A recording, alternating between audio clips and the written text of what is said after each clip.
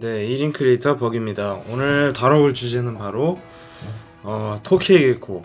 요즘에 이제 또 인기가 급상승하고 있는 파충류 중 하나죠. 이제 페스티벌 같은 데 가면 항상 보이는 파충류인데요. 이제 토케이 게코에 대해서 설명해 드릴 거예요. 일단 토케이 게코는 요즘 이제 어린이 친구분들이 많이 키우고 싶어 하는 파충류 중에 하나인데요. 사실 이 친구들은 크게 두 가지 그러니까 종류가 있어요. 이제 WC라고 야생에서 데려온 개체랑 이제 CB라고 이제 인공 번식 개체가 있는데 이제 대부분 어린이들이 또 어린 친구들이 처음 데려오시는 분들이 가격이 싸다는 이유로 이제 WC를 데려오고 토케이 게코가 너무 사나워서 못 키우겠어요 라고 이제 돌려 보내시는 경우가 좀 많아요. 이제 그런 경우에는 어떻게 해야 되냐, 지금 보시는 것 같이 테임을 해야 돼요. 이제 테임이라는 건 이렇게 토케이 게코를 사람 손에 익숙해지게 해서 길들이는 거를 테임이라고 하는데요. 그건 이제 쉽게 말한 거예요. 이제 이런 테임을 통해서 이제 아이들이 순해지면 이제 사육하기 훨씬 쉬워질 거예요. 왜냐하면 만약에 이제 테임을 안 하게 되면 사람을 엄청 경계해요. 만지는 것도 싫어하고 밥을 줘도 일단 핀셋 피딩은 당연히 안 되고 물 뿌려도 난리치고 통 열어도 난리치고 소리만 나도 난리쳐요. 뭘 해도 난리를 쳐요. 그래서 이 친구들은 테임이 조금 필요한 편이에요. 만약에 난리를 쳐도 그게 귀엽고 나는 테임을 안 해도 상관없어 라고 하시는 분들은 안 해도 괜찮아요. 얘네한테는 아무 상관이 없어요. 근데 이제 중요한 거는 이제 사육자분들이 이제 조금 더 원활한 사육을 진행하기 위해서는 테임을 꼭 해주시는 걸 추천드리고요.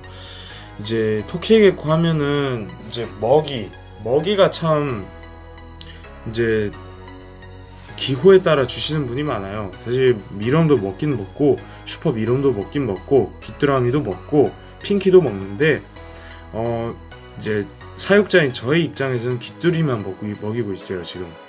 사실 핑키는 얘가 다 크지도 않았고 이제 사실 조금 스미해서 핑키는 안 먹이고 있고요.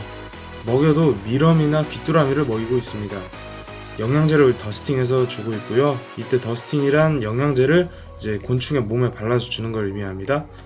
이제 더스팅을 해서 주고 있고요. 이 친구들이 이제 저는 사실 얘를 핀셋 피딩을 시도하지는 않아요.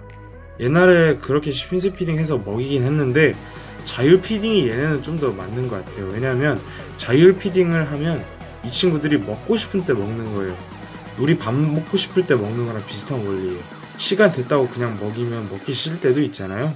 그럼 이제 얘네들이 스트레스를 받게 돼요. 자꾸 먹이면. 그래서 전 자율 피딩을 추천드리고요. 이제 이 친구 잠깐 치워놓고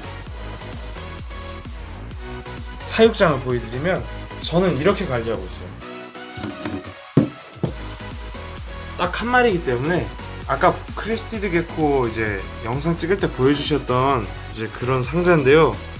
이 안에 이제 크로코보드 2개 넣어놓고 이제 바크 깔아주고 귀뚜라미 몇 마리 넣어놨는데 사실 이래 놔도 충분합니다. 왜 충분하냐면 이 친구들 혼자 키울 때 굳이 넓은 방 필요 없어요. 이 친구들이 활발하다 해서 얼마나 움직이겠습니까? 나무, 제가 지금까지 키우면서 봤던 건 나무 위아래로 올라갔다 내려오고 바람 몇 바퀴 둥글고 벽 타고 가만히 있고 귀뚜라미 잡으면서 돌아다니고 그 정도예요. 그래서 저 정도면 충분합니다. 그리고 이제 여기서 중요한 거는 충분하다 해서 너무 환경을 안 좋게 해주시면 안 되고요. 당연히 교목성이라서 나무는 넣어주셔야 돼요. 그게 나무를 잘라오시든 크로크보드를 쓰시든 크로크 튜브를 쓰시든 어떻게 해도 이제 뭔가 타고 다닐 걸 넣어주셔야 되고, 또 탈피할 때가 중요해요. 탈피할 때 거칠거칠한 표면이 있어야 탈피를 원활하게 할 수 있기 때문에 크로크보드나 크로크 튜브를 추천하시는데, 튜브를 그냥 쓰시게 되면 어떻게 되냐면 튜브 속에 들어가서 안 나와요. 그럼 이제 사육자랑 눈이 이제 맞춰지기가 힘들겠죠. 보기가 힘들겠죠. 핸들링도 어렵고. 그러니까 이제 크로크 보드를 추천드리고, 튜브를 만약에 사용하시고 싶을 땐 튜브를 반으로 잘라서 사용하시는 걸 추천해요. 그래야 이제 튜브를 이제 썼을 때 아이들을 많이 볼 수 있기 때문에 그런 걸로 알 수 있고요.